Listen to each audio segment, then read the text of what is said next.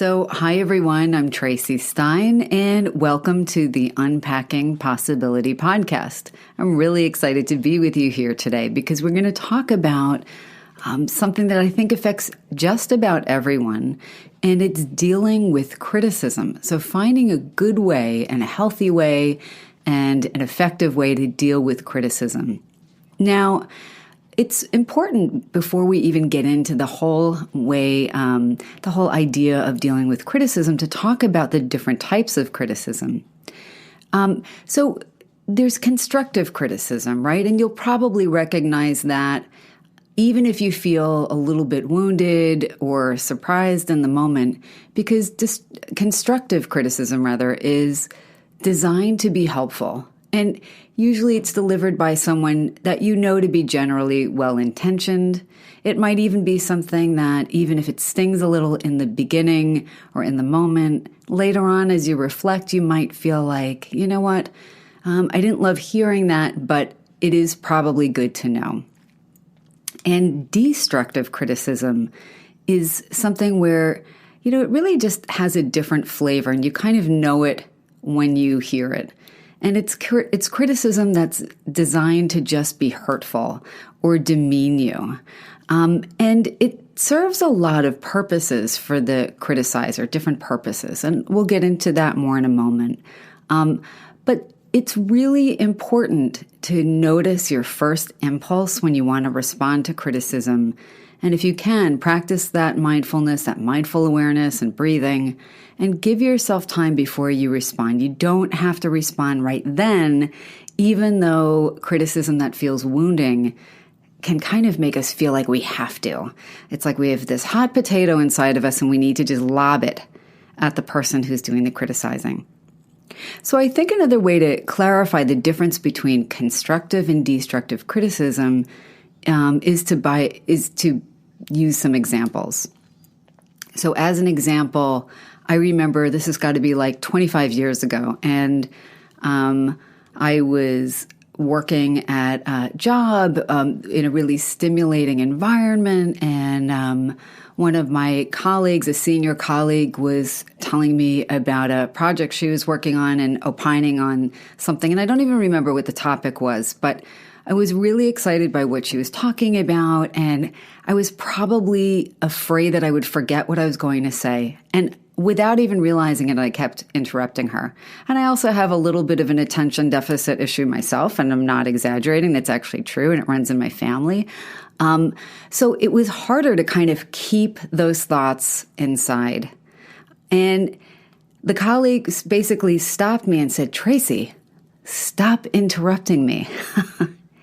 And in that moment, I wasn't even really aware that I was interrupting her so much, and I felt like embarrassed and a bit wounded. But as I thought about it, I realized, wow, I really do have to practice more kind of mindful awareness and just breathe through. And you know what? We all have a bunch of thoughts that come up when we're listening to someone else talk. Sometimes somebody's taking a long time to tell us their story or point of view, and maybe we even get bored, or we just want to engage more immediately. But the feedback was really important, and I think I've made a point ever since that moment, decades ago, to try and be more aware of my own kind of tendency to interrupt. So that's an example of constructive criticism. Even though I think the person might have been irritated, and you can feel that, and even though it felt kind of embarrassing in the moment, it was important, and I don't think it was intended to wound me. Now, destructive criticism, I really think it has a different energy. And whether you believe in energy or not, you can almost feel the emotion or the intention of the person. There are certain people who routinely deliver what I would call destructive criticism. And destructive criticism, examples would be people who, these are some, I'm sure everybody will recognize these examples, and you might have even been guilty of engaging in destructive criticism. So, commenting on other people's weight in a really derisive way. So like, oh, that person's so fat, or why are they wearing that outfit? They shouldn't be wearing that.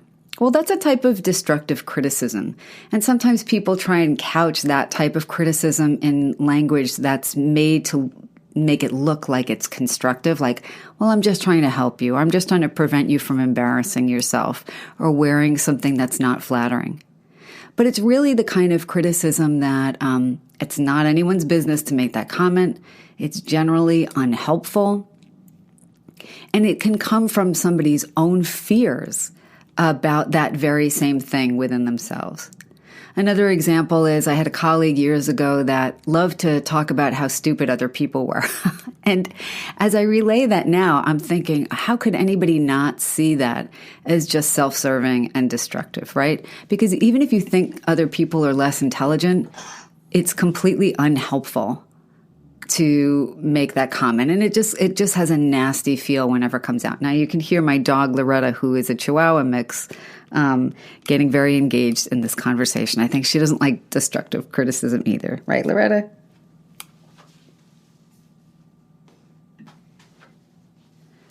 Okay, I just had to take a quick break and let Loretta out, but I'm back. But anyway, destructive criticism, you know it when you see it.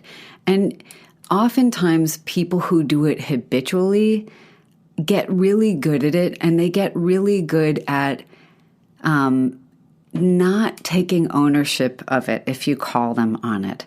And, everybody can be irritable or feel judgmental and deliver criticism that really, even if we think it might be constructive at the time, it really isn't terribly helpful. So I don't want to make it into this thing that it's so pathological that only a certain number of people do it. Just about everybody has given feedback that is more for them than for the recipient of the feedback, right? It's just part of being human. But again, some people do it all the time. And I find that the people who do it in public or target comments to strangers or target comments in a way that the recipient really can't understand without looking like they're overreacting, those are the people who do it because it really feeds something unhealthy within them. So why do people consistently deliver destructive criticism, right? Well, one reason is that, we talked about toxic personality types in a previous podcast. So the narcissists of the world and the Machiavellians of the world and the sadists and the sociopaths. And oftentimes people will have traits of more than one kind of personality, even if they don't necessarily meet criteria for a clinical diagnosis. We're not even worried about that. But if you think about it, people who tend to be more narcissistic, who really have to build themselves up and tear other people down, well, they don't, at their core, they don't feel like they're enough unless they are better than. So whether it's prettier or thinner or more successful or having more money or thinking they're smarter or whatever it is, for those personalities, pretty often they perceive other people's basic goodness or competence or whatever as a threat. And so they need to bring other people down to build themselves up. That's one reason people engage in a lot of destructive criticism. And you're probably all thinking of someone, at least one person who does that. And again, it might be you. I don't know. Because we all have our ways of coping that are more helpful and less helpful. And, destructive criticism is a less helpful one overall. The other thing is when somebody maybe even unconsciously fears something that they have a quality in themselves or that they're not enough.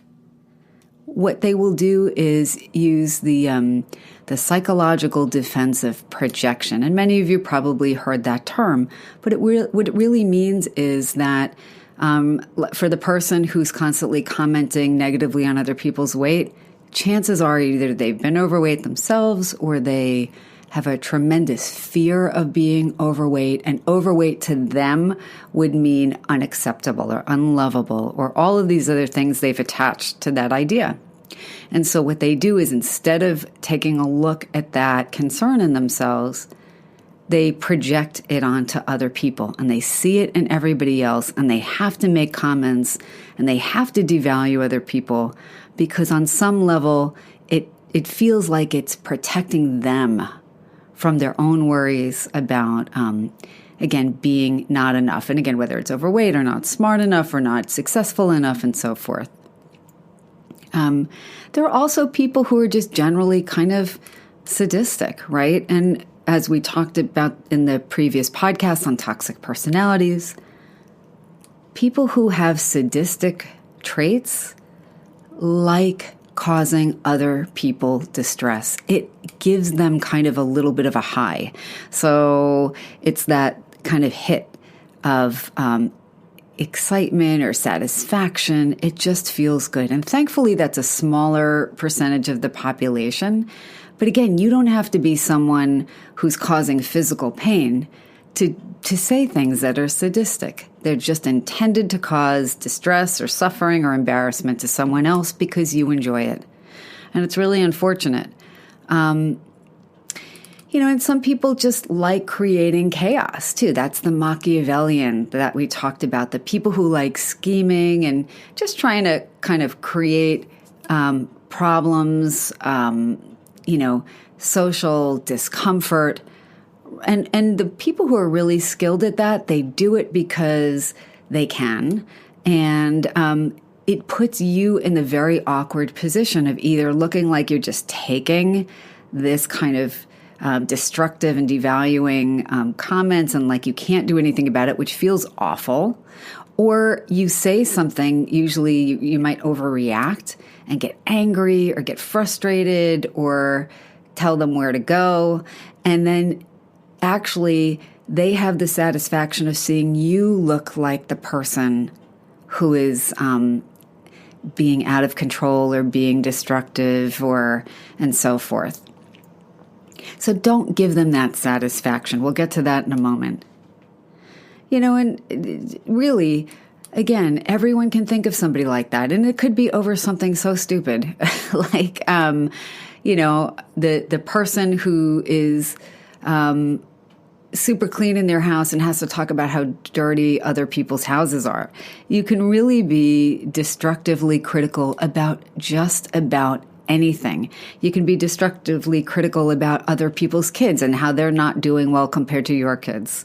And you can be on the receiving end of that kind of thing as well. So what do you do if somebody is clearly being destructively critical? And especially if it's somebody you have to spend time with to some extent, like a coworker or a neighbor or a family member or an in-law, right? Because that's a lot harder. I mean, if it was just a stranger on the street, you would just clearly not engage with them. You're never going to have a relationship with them.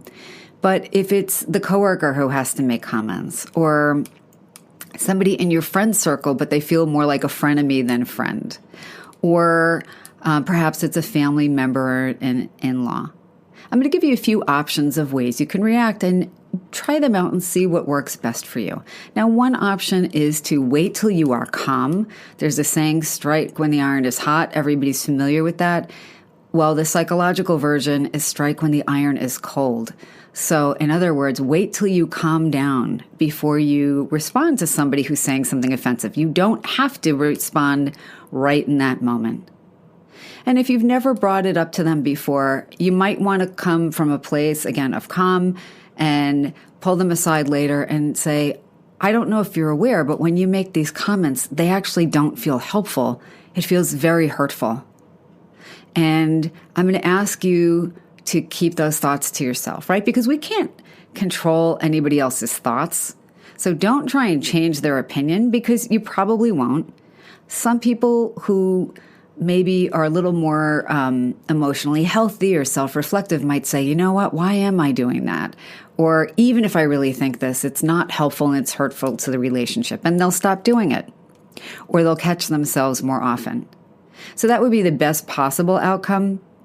But if the person is someone who just enjoys lobbing these, hot coals at you, what you say actually isn't going to do much good. I have to be honest. And again, it's worth trying, but I wouldn't try again and again and again to change somebody who probably doesn't want to change. It's a tool that they've been using for a long time, and it's really up to each individual to decide if they want to change the tools they're using, and some people don't. So another option is to notice, but observe it like it's a stormy cloud in the sky and just breathe through it. Barely react. Because somebody's allowed to have their opinion, but if you don't engage, at first they will amp it up like a kid having a tantrum. And in fact, the harmful part of somebody who wants to cause you distress is a very psychologically young and primitive part of them, right? So, if a toddler were having a tantrum and you responded every single time or even part of the time, they would know that it gets them the result that they want, right? You'd either give them candy or let them stay up late or whatever. But if you stopped kind of responding and held your ground, what would happen with the toddler would be the toddler would amp it up at first and the tantrum would get worse and they'd do it more. But eventually they would learn that that's not the way to get your attention. And so you would effectively extinguish that behavior. That's the psychological term. But you would, just like putting out a fire, you would extinguish that behavior. And so not responding in a way that makes you look bad or indicates that you're super distressed, that's a good way to go. So somebody's saying, that outfit looks terrible on you, or you really shouldn't wear that, and I'm just trying to be helpful to you. You could be like, oh, mm-hmm. Or you could say, thanks for sharing that, or you're entitled to your opinion, or anything in that realm. Or you could just choose to pretend as if you didn't hear it. That's another option. And another option is to limit your engagement with a person. And so if it's somebody you work with, that's going to be more challenging, but you could perhaps schedule or your day so that you interact less with someone. There, it's kind of worth just saying something. I mean, if it's super destructive, then you have to make a human resources complaint, right? If it's really overt and awful and abusive, then you absolutely should. But if it's just kind of like stupid comments that are unhelpful under the guise of being helpful, I would just limit my interaction with somebody to the best of my ability. Now, that becomes more difficult if it's somebody who is a relative or an in-law, because there are probably at least a few times a year where you might see them. But it's not impossible to change the amount of engagement you have with someone. Because chances are what you're going to do is if you engage with them less, they're going to have to make a lot of effort to seek you out more, to deliver these, what they think are these gems, these fabulous criticisms. And at the end of the day, if you don't really respond, they're probably not going to keep repeating things because that makes them look ridiculous. So, and my final thing is, and again, I've said it before, but have a meditative practice that helps you to not be as distressed, to observe things, again, like a cloud in the sky, breathe through them, and then return your awareness to something else. Because at the end of the day, you actually are the one who's in control of how you react and what you choose to do. And again, remember, the toddler and that person, if they're not getting the candy that they're looking for by getting a big reaction out of you, they're going to stop tantruming. It's just the way it is. So I hope this was helpful. And remember, it's so important to take good care of you. So do something really nice for yourself today and every day. And I wish you all the very best now and always. Until next time, be well. And of course, if you like the podcast, please click like and share and subscribe and leave me a comment. I'd love to hear how you're doing.